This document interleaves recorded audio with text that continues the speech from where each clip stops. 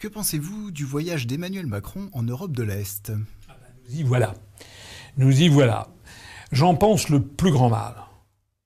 J'en pense le plus grand mal parce que M. Macron a montré à la planète entière, d'abord avec ses frais de maquillage, les 27 000 euros par trimestre de maquillage, il a montré déjà que c'était un dandy.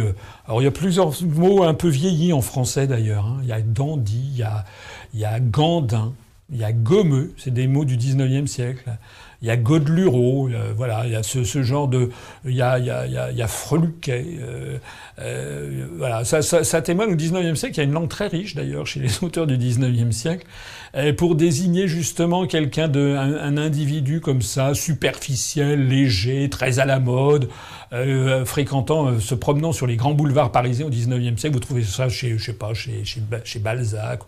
Ou je crois même que chez Rimbaud, il en est question, voilà, des dandys, des gommeux, voilà. Donc c'est exactement ça, c'est quelqu'un d'extrêmement léger et superficiel.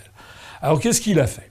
Il s'est dit qu'il allait faire un coup médiatique pour essayer de rehausser sa popularité qui s'effondre. Parce qu'il est quand même pas bête, il voit quand même que la popularité s'effondre. Donc il s'est dit, je vais essayer de faire en sorte d'apparaître aux yeux des Français comme le type qui les protège.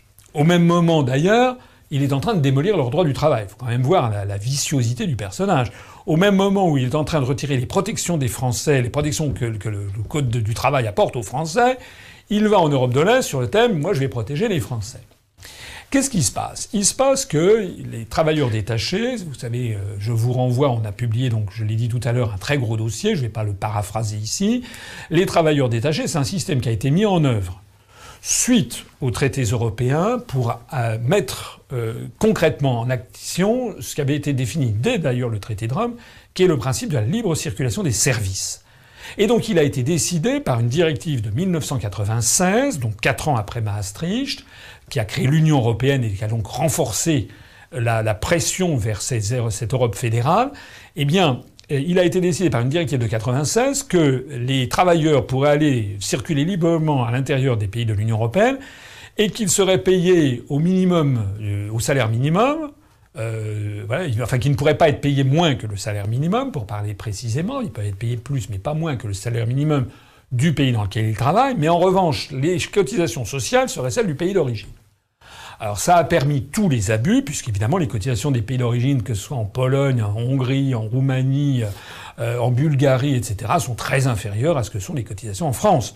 En France, c'est un des pays où le coût salarial est le plus cher de l'Europe, après la Belgique, nous sommes le numéro 2, alors que le coût du travail en Pologne ou en Bulgarie est évidemment très très faible. Alors ça, évidemment, ça a fait grimper de façon considérable le nombre de travailleurs détachés à travers toute l'Europe. C'est un phénomène qui a maintenant pris une ampleur considérable. Je crois qu'il y a pratiquement 1 900 000 ou 2 millions de personnes qui sont concernées selon les statistiques officielles. Ça ne tient même pas compte des questions de travail au noir. Et rien qu'en France, il y a, je crois, quelque chose comme 260 000 travailleurs détachés qui occupent des emplois en France. Alors M. Macron, d'un seul coup, a dit que ceci n'allait plus. Et donc qu'il allait tout changer tout ça. Plusieurs remarques. Je suis désolé d'être un petit peu long, mais c'est quand même important. En réalité, ça fait maintenant plusieurs années qu'il y a un problème entre les pays de l'Ouest qui jugent que cette directive 96 était trop libérale et les pays de l'Est qui estiment que ça leur convient. Évidemment, c'est les pays de l'Est qui ça leur bénéficie. Ils ont des travailleurs qui vont gagner de l'argent dans les pays riches et qui ensuite renvoient l'argent dans leur famille. Donc, les pays de l'Ouest, depuis maintenant 2 ans, essaient d'obtenir une modification. Alors cette modification, on est dans un jeu très délicat. Parce que de toute façon, le principe de la libre circulation des travailleurs est fixé par les traités. Et on ne pourrait revenir sur ce principe qu'en modifiant les traités, donc à l'unanimité. Donc ça n'aura pas lieu. Donc de toute façon, on parle de détails d'application. On ne parle pas du principe. La seule et unique façon qu'il n'y ait plus de travailleurs détachés, la seule et unique façon que la France puisse interdire ce système, c'est de sortir de l'Union européenne. Tout le reste, ce sont des modalités. C'est-à-dire qu'à partir du moment où on accepte ce principe, les pays de l'Ouest essaient de trouver des modalités pour freiner un mouvement irréversible. Donc par exemple, les contrats ne doivent pas faire plus de 3 ans. Par exemple, donc je l'ai dit tout à l'heure, il faut que le salaire soit au moins le salaire minimum dans le pays d'accueil. Et depuis donc plusieurs années, depuis environ au moins 1 an, 2 ans, les pays de l'Ouest ont essayé d'obtenir une révision de cette directive en renforçant un petit peu les modalités d'application. Par exemple, le contrat de détachement, au lieu de 3 ans, devrait faire au plus 2 ans. Il pourrait y avoir également, on ne prendrait plus en compte dans le salaire les frais d'hébergement et de transport. Donc vous voyez, ce sont des choses à la marge pour essayer non pas d'interdire le phénomène, mais d'en calmer l'augmentation. C'est de ça qu'on parle. Alors Macron, les affaires étaient en train d'être réglées d'ailleurs, parce que les pays de l'Ouest ont quand même des moyens de pression sur les pays de l'Est, puisque nous donnons énormément d'argent. Ce sont les fonds dits européens. Je rappelle que la France, elle verse 9 milliards d'euros chaque année de plus qu'elle n'en reçoit. Et parmi les milliards qu'on donne, il y en a qui vont justement dans ces pays. Donc il y a quand même un petit moyen de pression. Mais à contrario, les pays de l'Est, eux, font valoir qu'ils ont eux aussi des moyens de pression. Eux, ils font valoir les textes des traités en disant « Mais attendez, vous n'allez pas remettre en cause le principe des traités ». Et puis ils ont une deuxième chose, c'est par exemple le cas de la Pologne, qui dit « Mais attendez... vos entreprises, notamment les entreprises de distribution françaises, par exemple Carrefour, fait un grand succès en Pologne, donc elles sont bénéficiaires de l'économie polonaise. Donc c'est un jeu je te tiens, tu me tiens par la barbichette qu'il y a dans cette affaire, et vous avez par derrière beaucoup de pays qui restent un petit peu entre deux chaises, les pays les moins concernés d'ailleurs. Alors Macron, j'en reviens à lui, pour essayer de se prendre de faire croire aux Français qu'il les défendait, a décidé, comme ça, de sa propre initiative, que le projet de révision de la directive qui était sur le feu et qui allait aboutir d'ailleurs ces jours-ci, que ça n'était pas assez. C'est-à-dire, par exemple, au lieu qu'on réduise le contrat de 3 ans à 2 ans, on le réduit à 1 an. C'est se moquer du monde, ça va pas régler le problème. Imaginons qu'il y a un contrat de détachement d'1 an. Qu'est-ce qui empêchera qu'après, il y ait un deuxième contrat d'1 an et un troisième? Vous voyez à quel point tout ça, c'est de la fumisterie. Voilà, ils voulaient renforcer des détails, quoi. C'est des détails. Et M. Macron, comme il voulait faire de la com, a décidé d'y aller lui-même. En faisant cela. Je dis pas que M. Macron est un faisant. M. Macron s'est mis dans une situation très délicate. Très délicate parce que, je le disais tout à l'heure, il n'y a plus de ministre des Affaires étrangères, il n'y a plus de ministre des Affaires européennes, il n'y a plus de secrétaire d'État aux Affaires européennes. Donc exit Jean-Yves Le Drian. D'ailleurs, paraît-il que M. Le Drian voudrait poser sa démission, on le comprend, parce qu'être traité comme moins que rien à ce point, je crois que c'est du jamais vu dans l'histoire du Quai d'Orsay. Exit donc Jean-Yves Le Drian, exit Mme Nathalie Loiseau, exit M. Jean-Baptiste Lemoyne. En fait, M. Macron, le président de la République, s'est comporté, a pris le boulot d'un secrétaire d'État aux Affaires européennes, pour même ne pas dire d'un haut fonctionnaire. Et en fait, il suffit de voir, d'ailleurs, il y a eu un article de Jean Quatremer de Libération, qui est un ultra européiste, qui a fait un article au vitriol contre la démarche de Macron, il y a quelques jours, en soulignant qu'il avait en tout cas tout bousillé. Parce que sur ce truc où il faut avancer comme sur des œufs, où tout le monde est dans une négociation extrêmement tendue, d'un seul coup, il y avait eu des équilibres très fragiles. Alors c'est vrai, la République tchèque avait dit, ou la Roumanie avait dit, bon, on va peut-être faire un petit geste là-dessus. D'un seul coup, Macron veut renverser la table en disant, il faut me donner beaucoup plus. Alors, qu'est-ce qui devait arriver? Ce qui devait arriver est arrivé. C'est-à-dire qu'en fait, il s'est d'abord rendu à Salzbourg, qui est donc dans le Salzkammergut, qui est une des régions d'Autriche. C'est la ville de Mosar. Et là, il a rencontré Christian Kern, le Premier ministre autrichien. Bon, l'Autriche a les mêmes intérêts que la France. Donc l'Autriche, si elle voit la France qui demande plus, il peut dire c'est formidable. Que Macron aille donc monter au créneau face aux pays de l'Est. Nous, on ne peut qu'être d'accord si les autres sont d'accord. Donc lui, M. Christian Kern, l'Autriche n'a rien dit. Elle laisse Macron monter au créneau. Bon. M. Kern avait fait venir auprès de lui Bohuslav Sobotlak, qui est le Premier ministre tchèque, et M. Robert Fico, qui est le Premier ministre slovaque. Et l'un et l'autre de ces deux premiers ministres, on dit des mots, oui, on est d'accord pour réviser la directive. Alors aussitôt, vous avez eu la presse, notamment le journal Le Monde, l'Europe de l'Est les pays d'Europe centrale font un geste pour Macron. Macron a obtenu ça, mais il n'avait rien obtenu du tout. Il n'a rien obtenu du tout. Il a obtenu que le Premier ministre tchèque et le Premier ministre slovaque disent qu'ils étaient d'accord pour une révision de la directive. Mais cette révision était en cours. Elle était en cours. C'est justement cette révision que Macron est en train de faire capoter. Donc, ils ont fait, c'est très diplomatique, c'est très habile, donc ils ont dit, ils sont restés dans des généralités, ils étaient favorables à une révision, mais ils n'ont pas dit qu'ils étaient favorables à passer de 2 ans à 1 an, par exemple, la durée du contrat. Accessoirement, Monsieur Macron, président de la République, chef d'État, s'est retrouvé dans une photo à discuter le bout de gras avec 3 premiers ministres. C'est-à-dire qu'il a abaissé son rang. Normalement, à supposer que M. Macron ait dit on va essayer d'obtenir mieux, ce qu'il devait faire, c'était demander aux hauts fonctionnaires français à la Commission européenne, à la représentation permanente, à nos ambassadeurs dans les pays de l'Est de faire des démarches diplomatiques discrètes. Éventuellement, il demandait à M. Lemoine, le secrétaire d'État aux Affaires européennes, ou à Mme Loiseau, la ministre des délégués aux Affaires européennes, d'aller discrètement essayer d'obtenir des avancées. C'est comme ça que normalement il faut faire les choses. Mais il ne faut pas que lui-même se jette dans l'arène, se mette au niveau de Premier ministre qui l'ont pris de haut. Il s'est ridiculisé. Il n'avait pas besoin de ça. Il avait déjà le coût des 27 000 € de maquillage sur le dos. Et c'est pas tout. Lorsqu'il était à Salzbourg, il a trouvé mieux encore, c'est qu'à un moment il a parlé des réformes en France. Et il a dit, vous vous rendez compte, en France, nous avons, combien avez-vous de taux de chômage en Autriche? Donc le Premier ministre a dit quelque chose comme 5 et quelques. Et Macron a dit, vous vous rendez compte, nous en France, on en a 2 fois plus de taux de chômage, vous vous rendez compte comme on est nul.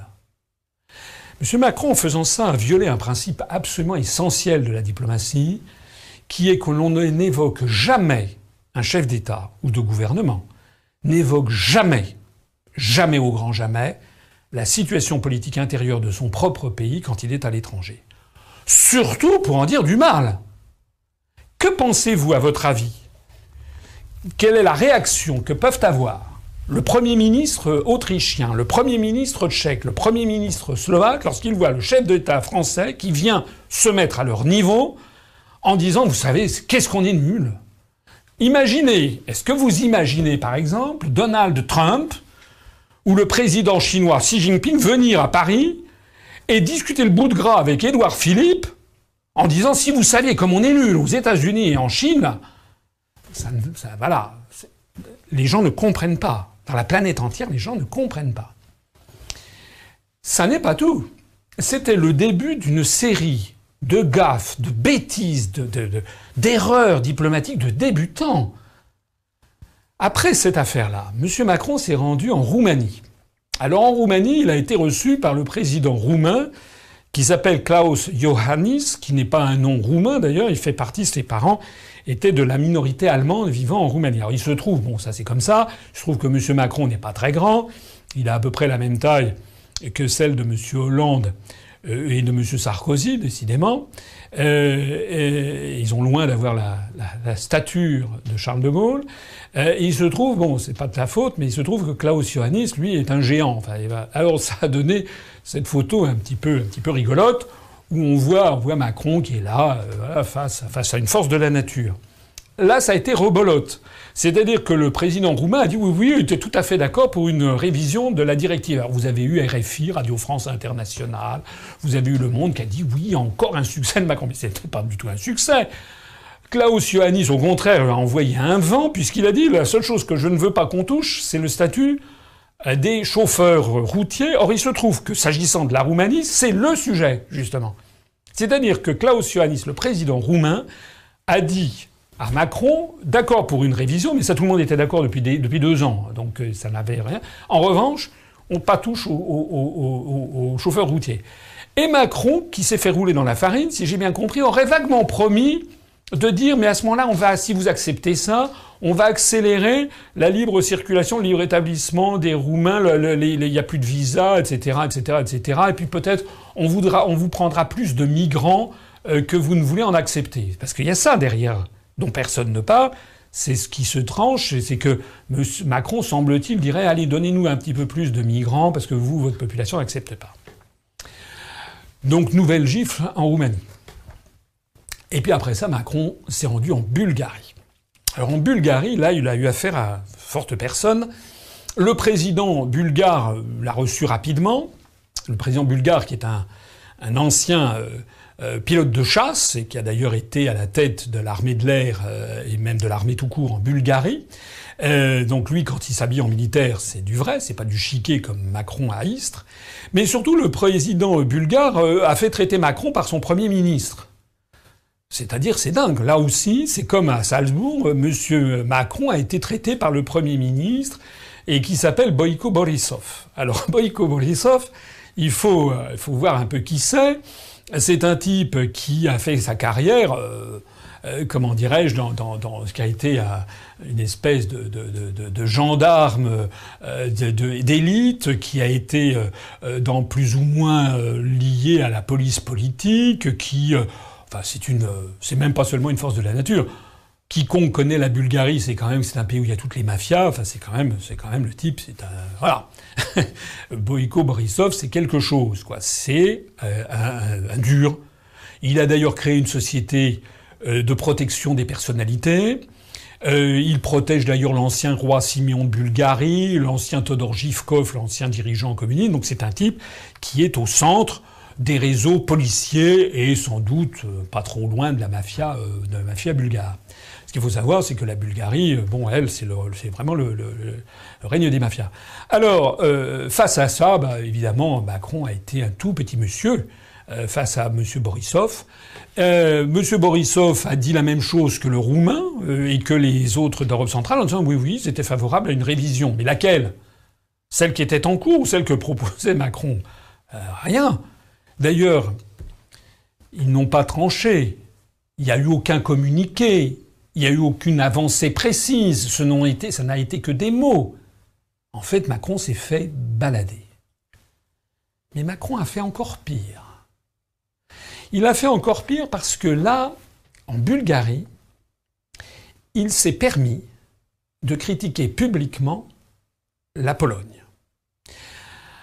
Alors, il y avait dans cette tournée en Europe de l'Est 2 pays qu'il avait soigneusement évités, c'était la Hongrie et la Pologne. Parce que là, il sait qu'il se serait fait jeter. Mais là, il s'est permis, Macron, de critiquer la Pologne donc de critiquer publiquement, en tant que président de la République française, mais de façon féroce, la Pologne, en disant que les Polonais méritaient mieux que le gouvernement qu'ils avaient, que la Pologne était en train de se mettre comment dirais-je, en marge de l'Europe, des valeurs européennes, etc., etc.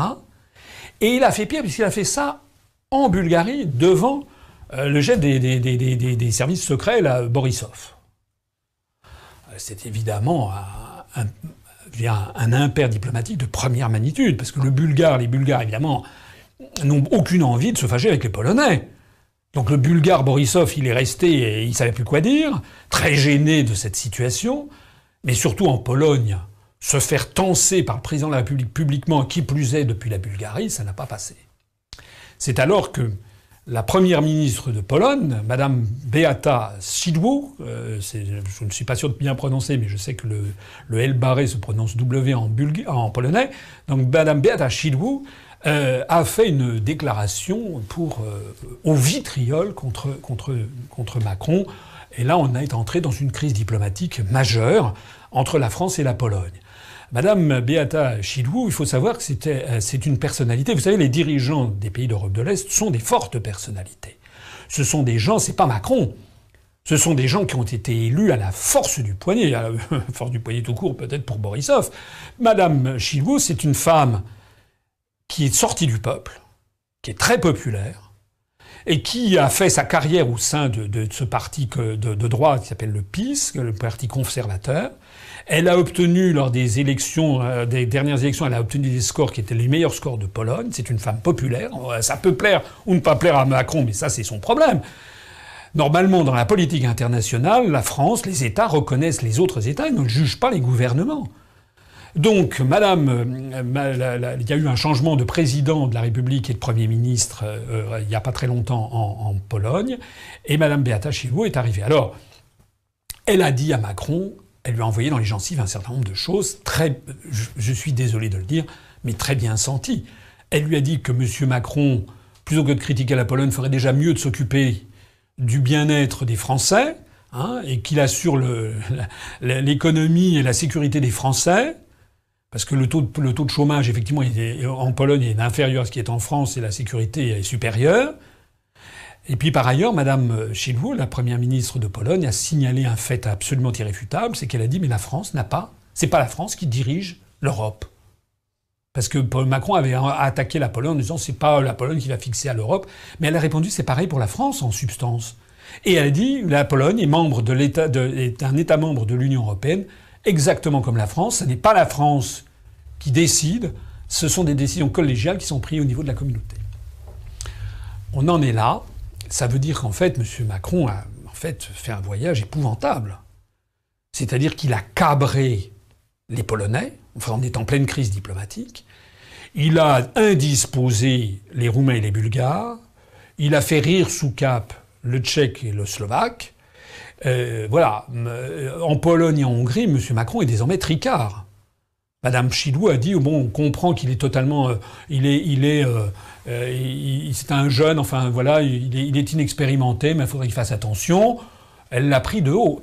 Et M. Macron, encore une fois, s'est fait prendre de haut par la première ministre du Pologne. C'est-à-dire que au cours de ce voyage, M. Macron a eu comme interlocuteur des chefs de gouvernement et non pas des présidents de la République. Voilà.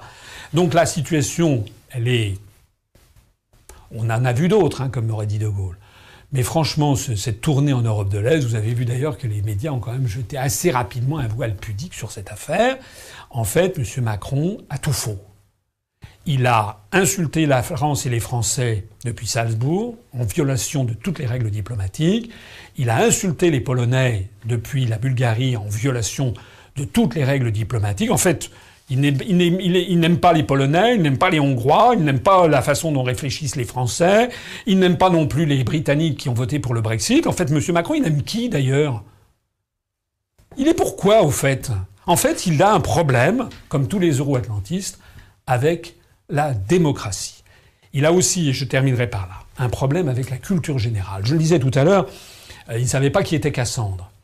Ça peut s'excuser, mais à ce moment-là, on évite, quand on est président de la République, de faire des références incertaines dont on maîtrise mal tous les symboles. Mais M. Macron, quand il est allé en Europe de l'Est, il est allé en Europe de l'Est en ne sachant pas à qui il parle. Il faut savoir qu'en Europe de l'Est, c'est une mosaïque de pays qui ont une histoire parfois très longue, qui ont parfois une identité nationale très forte. Il y a en particulier 4 pays qui ont une identité nationale particulièrement forte en Europe de l'Est. Un, c'est la République tchèque. Il ne faut jamais oublier que les Tchèques, c'est une langue spéciale, que la République tchèque se sont opposés à l'Empire, du temps de l'Empire des Habsbourg. C'est à Prague, en 1618, avec la défenestration de Prague, que commence la guerre de 30 ans. Donc il y a une tradition d'irrédentisme, de mauvaise tête, de souveraineté, d'indépendance nationale en République tchèque. Rappelez-vous le printemps de Prague, en 1968. Les Tchèques s'étaient révoltés contre l'ordre soviétique. Le deuxième pays dans le même genre, c'est la Hongrie. La Hongrie qui a une langue très particulière, une langue elle se rattache, je crois, au rameau altaïque, c'est une langue très spécifique qui remonte, semble-t-il, à l'arrivée des Huns et de Attila. Donc la langue hongroise est une langue qui n'a aucun rapport, et les Hongrois sont un peuple très spécifique. Là aussi, les Hongrois avaient tenu tête à l'Empire russe, à l'Empire soviétique. Rappelez-vous la tentative de révolution de 1956. Les Hongrois sont extrêmement jaloux de leur indépendance nationale. Le troisième pays, c'est la Pologne. La Pologne est un pays qui trouve son identité nationale dans l'Église catholique. Même si l'Église catholique est en déclin, c'est encore un des éléments essentiels de l'identité nationale de la Pologne. Et ce pays a été partagé à plusieurs reprises au cours de son histoire par le monde germanique, côté ouest, et par le monde russe, côté est. Et à chaque fois, la Pologne a réussi à s'en sortir. Souvent d'ailleurs, à partir de Louis XV, notamment en comptant sur l'aide de la France.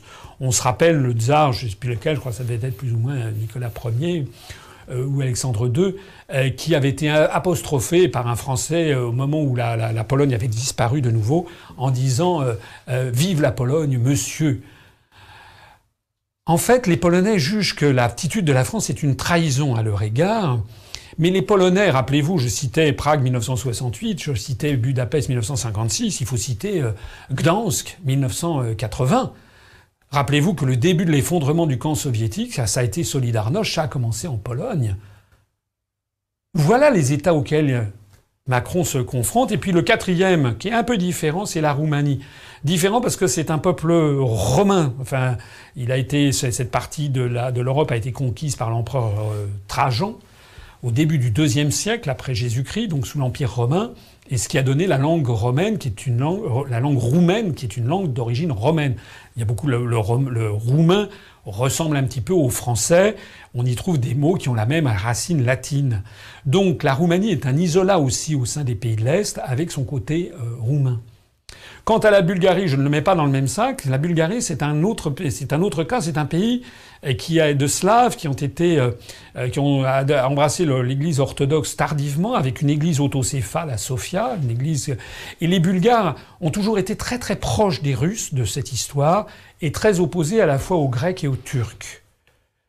Donc les Bulgares sont un peuple qui ne se bat pas. C'est un peuple qui est plutôt soumis, mais qui gère je parle en généralité, mais qui gère son pays comme il l'entend, sous la tutelle étrangère.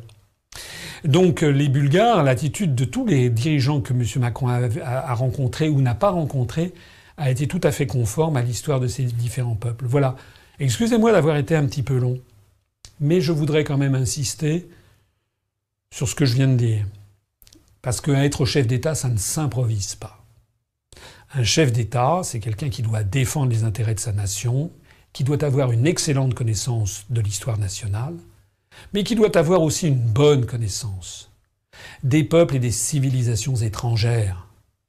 On ne part pas, comme l'a fait M. Macron, dans un état de totale improvisation, avec le sourire Colgate, et puis avec Madame Macron sous le bras, et tout ça avec 27 000 € de maquillage, comme s'ils allaient faire plier des gens qui sont là, qui défendent des pays qui ont une identité nationale vieille de plusieurs centaines d'années, parfois plus d'un millénaire, et qui se sont battus pour recouvrer leur indépendance nationale face à l'Empire soviétique. Alors excusez-moi, mais si les Polonais ont obtenu leur indépendance nationale, les Hongrois de l'Empire soviétique, c'est pas Macron qui va les faire plier. Et dans ce contexte, où en est l'opposition ? L'opposition en France, alors écoutez, j'ai cité tout à l'heure, je ne vais pas y revenir, Hollande, Juppé,